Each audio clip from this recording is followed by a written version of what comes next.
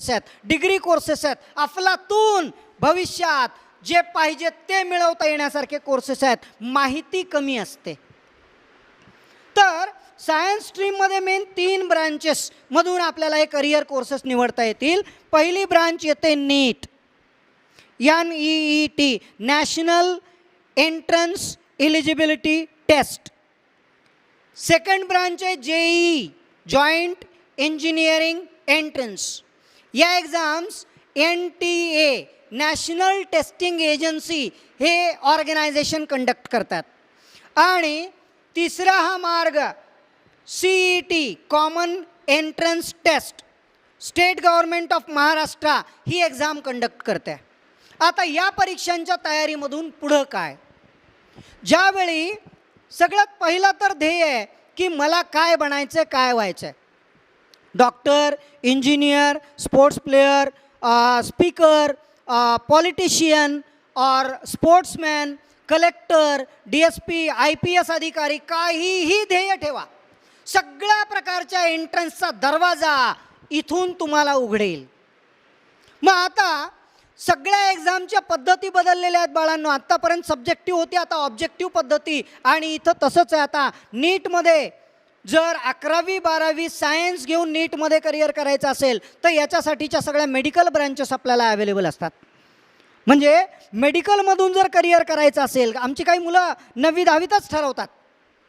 10वीत त्यांचं destination create होतं, गोल create होता की आजपासून 10 वर्षानंतर मी कोण असेल तर वर्ल्डमधला बेस्ट कार्डिओलॉजिस्ट. ही स्वप्न आमची मुलं पाहत आहेत आणि त्याला रियालिटीमध्ये ट्रान्सफॉर्म करणं हे आमचं काम आहे, पालकांचं काम आहे. म्हणून आमचं सुद्धा हे जे ऑर्गनायझेशन आहे ज्ञानसागर करिअर इन्स्टिट्यूट, याचं ब्रीदवाक्य आहे we bring your dreams in reality. मग ज्या मुलांना वैद्यकीय क्षेत्रामध्ये पहिल्यापासून इंटरेस्ट आहेत अशांसाठीची खास फील्ड आहे नीट, ज्यामध्ये फिजिक्स. आता सब्जेक्ट सिलेक्शन महत्त्वाचं असं आहे सायन्स स्ट्रीममध्ये. काही पालकांना कन्फ्युजन असतं, काही पॅरेंट्स तर असे येतात रुरल एरियामधून की जे सांगतात सर आमच्या मुलाला ना नीट आणि JEE दोन्हीसाठी ॲडमिशन घ्यायचं आहे. अहो पण दोन्ही अपोजिट आहेत. माहिती घेतल्याशिवाय कोणताही निर्णय घेणं हे थोडंसं घातक असेल. त्यामुळं दोन्ही अपोजिट स्ट्रीम आहे. नीट करायचं असेल तर आम्ही सांगतो शक्यतो मॅथमॅटिक्स जो सब्जेक्ट आहे तो थोडा बाजूला ठेवून बायोलॉजीला इथं प्रेफरन्स द्यावं लागेल, कारण याच्यामध्ये 3 मुख्य विषय आहेत, फिजिक्स, केमिस्ट्री अँड बायोलॉजी. हा NCERTचा सिलेबस आपल्याला वाचावा लागतो या एंट्रन्ससाठी. आणि NCERTच्या पद्धतीनं सगळी तयारी करून घेतली जाते. ऑनलाईन व्हिडिओज, ऑडिओज, यासोबतच question papers, study material, doubt session, सगळ्या फॅकल्टीज ज्या आहेत NCERT रिलेटेड एज्युकेशन आणि सिलेबसमधून कव्हर करून घेतल्या जातात. यासाठी MBBS, BDS, BHMS, BAMS, BUMS, then physiotherapy and all other medical ब्रांचेसची तयारी या सब्जेक्टमधून होते. इथं 11वी 12वीचा अभ्यास करताना 720 मार्कांचा पेपर असतो. निगेटिव्ह मार्किंग असते, म्हणजे एक प्रश्न जर चुकला तर मार्क कट होईल. परीक्षा पद्धती बदललेली आहे, पुन्हा पुन्हा सांगतोय मी. म्हणजे या ठिकाणी मल्टिपल चॉईस क्वेश्चन्स असणार आहेत सगळ्या परीक्षांमध्ये. MCQ, multiple choice questions. यात होतं काय, क्वेश्चन तिथंच आहेत, 4ही आन्सर्स तिथंच होतं, ऑप्शन्स. त्या 4 ऑप्शन्सपैकी मे बी 1 करेक्ट असेल, 2 असतील, 4हीच्या 4ही करेक्ट असतील. आम्हाला आमचं स्किल वापरायचं आहे आणि ओळखायचं आहे सगळ्यात चांगलं अप्रोप्रिएट आणि मोस्ट करेक्ट आन्सर कोणतं आहे. आणि हे नॉलेजमधून येत राहतं. नॉलेज, ॲप्लिकेशन्स, कॉन्फिडन्स, प्रॅक्टिस या सगळ्या गोष्टींची तयारी या परीक्षेची तयारी करताना ॲटोमॅटिक होऊन जाते. यामध्ये फिजिक्स आणि केमिस्ट्री आणि बायोलॉजी 180 मल्टिपल चॉईस क्वेश्चन्स असतात. सेकंड मेन ऑपोजिट ब्रांच आहे JEE, म्हणजे इंजिनिअरिंग. आता IIT कॉलेजमधून जर JEE करायचं असेल, इंजिनिअरिंग करायचं असेल तर त्यासाठीची एक्झाम्स आहे JEE mains and JEE advance. ही परीक्षा यासाठी सब्जेक्ट सिलेक्शन महत्त्वाचं आहे, फिजिक्स, केमिस्ट्री आणि मॅथमॅटिक्स. इथे आम्ही तुम्हाला सांगू बायोलॉजी टाळा. PCMB घेऊन जर JEE कराल तर तेही होणार नाही, हेही होणार नाही. त्यामुळे JEEची तयारी करायची असेल तर फिजिक्स, केमिस्ट्री आणि मॅथमॅटिक्स बायोलॉजी आपल्याला त्या ठिकाणी कट करावा लागेल. त्या ठिकाणी सब्जेक्ट सिलेक्शनमध्ये ऑप्शनलमध्ये इलेक्ट्रॉनिक्स आणि कम्प्युटर सायन्स हे विषय आपल्या मुलांना घेता येतील. अनेक बरेच टेक्निकल किंवा कोर्सेस आहेत ज्याच्यामध्ये ऑप्शनल सब्जेक्ट आपल्याला घेता येतील. आणि याच्यामध्ये पण 75 क्वेश्चन असतील. फिजिक्स, केमिस्ट्री आणि मॅथमॅटिक्स 25 क्वेश्चन्स ईच. 300 मार्क्सचा पेपर असतो. JEE 1 and 2 जे आहे JEE 2 इज फॉर आर्किटेक्ट्स. आणि यासाठी IIT ग्रँटेड कॉलेजमधून इंजिनिअरिंग आपल्याला प्रवेश पात्रता मिळवता येईल. पण यासाठी आपल्या ॲबिलिटीज, दोन्ही परीक्षेसाठी आपल्या ॲबिलिटीज ओळखता येणं आवश्यक आहे. आपलं फिनान्शियल स्टेटस ओळखता येणं आवश्यक आहे. आपली ॲबिलिटी कमी असेल नसेल तर डेव्हलप करण्याची टेंडन्सी पाहिजे. तर हे डिग्री कोर्सेस उपयोगाचे. माझा मित्र नीट करतोय, माझा मित्र JEEला जातोय, JEEची तयारी करतोय म्हणून मी JEE करणार असं असेल तर थोडासा विचार करा. आपली ॲबिलिटी, आपला इंटरेस्ट, आपलं ध्येय आपण स्वतः ठरवा. मित्रांच्या ओघात जाण्याची शिक्षण पद्धती आता राहिलेली नाही. आपला निर्णय आपल्यासाठी चांगला असू शकतो, घातक असू शकतो. आणि तिसरा महत्त्वाचा पर्याय म्हणजे CET, दी बेस्ट ऑप्शन. महाराष्ट्रातल्या प्रत्येक विद्यार्थ्याने जो अभ्यास करावा तो सायन्स स्ट्रीममधून CETचा बेसिकली अभ्यास करावा. कारण इथं एक बॅकग्राऊंड आणि बेसमेंट तयार होतं आपल्या एज्युकेशन लेवलचं. मग CETची परीक्षा PCB ग्रुप आणि PCM दोन्ही ग्रुप घेऊन आपल्याला देता येऊ शकते. याच्यामध्ये हे पण ऑप्शन आहे PCMB, physics, chemistry, biology, mathematics 4ही विषय घेऊन पण आपल्याला ही परीक्षा देता येते. याच्यामध्ये स्टेट बोर्ड 11वी आणि 12वी याचा काही स्पेसिफिक सिलेबस असतो. 12वीचा पूर्ण असतो, 11वीचा काही % असतो. यामध्ये 200 मार्कांचे पेपर असतात आणि क्वेश्चन पद्धती थोडीशी वेगळी असते. Physics, chemistry 50-50 question, biology 100 questions, physics, chemistry आणि मॅथमॅटिक्स 50-50 150 क्वेश्चन्स. आणि यासाठी फिजिक्स, केमिस्ट्री कॉमन, बायोचा पेपर वेगळा, मॅथमॅटिक्सचा पेपर वेगळा. आता CET कशासाठी? तर सायन्स स्ट्रीममधल्या 90पेक्षा जास्त वेगवेगळ्या ब्रांचेस आहेत, 90+ वेगवेगळ्या ब्रांचेस आहेत. प्लस इंजिनिअरिंग क्षेत्रामधल्या 80+ वेगवेगळ्या ब्रांचेस आहेत ज्यामधून छान चांगलं करिअर करता येऊ शकतं.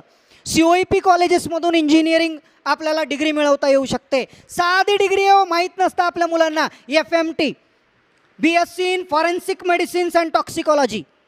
TV पाहायचं माहीत आहे आपल्याला.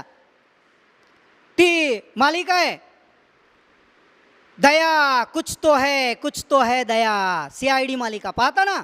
CID मालिका पाहायचं जसं माहीत आहे, पण त्याच्यामध्ये जो इन्व्हेस्टिगेशन ब्युरो ऑफिसर आहे त्यासाठी आपल्याला काय करावं लागेल? मला जर तसं बनायचं असेल तर काय करावं लागेल? प्लेन डिग्री कोर्स आहे BSc in forensic medicines and toxicology. मुलांनाच माहीत नसतं, त्यामुळं कदाचित सीट्स पण थोड्याशा व्हॅकंट असण्याची शक्यता असते. But the best BSc in agriculture अशा 90पेक्षा जास्त, त्याला 1 ते 1.5 तास लागतो सगळ्या ब्रांचेस एक्सप्लेन करण्यासाठी. प्लस याच्यामध्येच B.Pharmacy, फार्मसीसाठी तुम्हाला PCB, PCM कोणताही ग्रुप असेल तर चालेल. BTechसाठी पण या परीक्षा पद्धती. आता मला सांगण्याचा उद्देश एकच आहे की ही या सगळ्या परीक्षा सायन्स स्ट्रीममधल्या, एकदा आणखी नाव घेतो, या परीक्षा पण या नीट किंवा CETचा PCBमधून अभ्यास केला किंवा CET आणि JEE PCMमधून अभ्यास केला तर ॲटोमॅटिकली या ज्या परीक्षा आहेत यांची आपली तयारी होऊन जाते. आयसर, भारतामध्ये 7 वेगवेगळ्या आयसरच्या ब्रांचेस आहेत, कॉलेजेस आहेत. Indian institutes of science education and research. म्हणजे याच्यामध्ये जर तुम्हाला ॲडमिशन मिळालं आयसरमध्ये, 10वी-12वीचा हाच अभ्यासक्रम आहे. अभ्यासक्रम कोणत्याही परीक्षेला वेगळा नाही, फक्त परीक्षा पद्धती वेगळ्या आहेत. ही परीक्षा जर क्रॅक केली तर फार चांगली स्कॉलरशिप, 5 स्टार हॉटेल्समधल्यासारखे हॉस्टेल्स आणि आपल्या शिक्षणाचा खर्च प्लस मासिक जी काही फीज आहे, शिष्यवृत्ती या मुलांना मिळते आणि छानपैकी ज्युनियर सायंटिस्ट म्हणून डायरेक्ट अपॉइंटमेंट होऊ शकते. यासोबतच या सगळ्या परीक्षांचा अभ्यास करताना आमची मुलं ही परीक्षा पण देऊ शकतात. किशोर वैज्ञानिक प्रोत्साहन योजना KVPY, जिपमर ही परीक्षा आता नीटमध्ये ट्रान्सफॉर्म झालेली आहे, पण वेगळ्या पद्धतीने ॲडमिशन घेण्यासाठी जिपमरचा फॉर्म भरावा लागतो. नेक्स्ट या परीक्षा पण वेगवेगळ्या प्रकारच्या कॉम्पिटिटिव्ह एक्झाम्स आहेत, ज्या सगळ्या सायन्स स्ट्रीममधून आपल्याला करता येऊ शकतात. IIT ग्रँटेड कॉलेजेसमधून जर BSc MScची डिग्री मिळवली तर इक्विव्हॅलंट टू MBBS असाही कोर्स होऊ शकतो. For example MSc in embryology. एम्ब्रिओलॉजीमधून जर एखाद्या विद्यार्थ्याने MSc डिग्री घेतली IIT ग्रँटेड कॉलेजमधून, तर आज प्रसंगी आपल्याला त्याला equivalent to MBBS MD gynaecologist जो असतो त्यासारखी पोझिशन असते. त्या प्रकारचं रिसर्च अँड डेव्हलपमेंटमध्ये काम असतं. मग इतक्या ब्रांचेस आहेत, काही घाबरायची गरज नाही, फक्त काम करायचं आहे, थांबायचं नाही. म्हणून आज ज्या ठिकाणी आहात, जिथं आहात, जसे आहात, क्विकली निर्णय घ्यायचा. मला काय बनायचं आहे, मला काय व्हायचं आहे, मला कोणती डिग्री घ्यायची आहे आणि मला पुढच्या आयुष्यामधल्या कोणकोणत्या संधी उपलब्ध आहेत त्यानुसार तुम्ही तुमच्या कामाला सुरुवात करायची. म्हणजे जे सॉफ्टवेअर कॉपीजमध्ये बुक्स आहेत ते डाउनलोड करून घेणे आणि अभ्यासाला सुरुवात करणे. तर ज्ञानसागरने पण ऑनलाईनची सगळी व्यवस्था केलेली आहे. E learning, audio visual learning, doubt session, soft कॉपीजमध्ये सगळ्या DPP, daily practice papers, worksheet, doubt session, live chat, teaching या सगळ्या मेथड्स ॲडॉप्ट केलेल्या आहेत. म्हणून एक नवीन दिशेने ही सुरुवात सर्व पालकांचं आणि विद्यार्थ्यांचं सहकार्य ज्ञानसागरसोबत आहेत. मागच्या 21 वर्षापासून ज्ञानसागर औरंगाबादमध्ये कार्यरत आहे.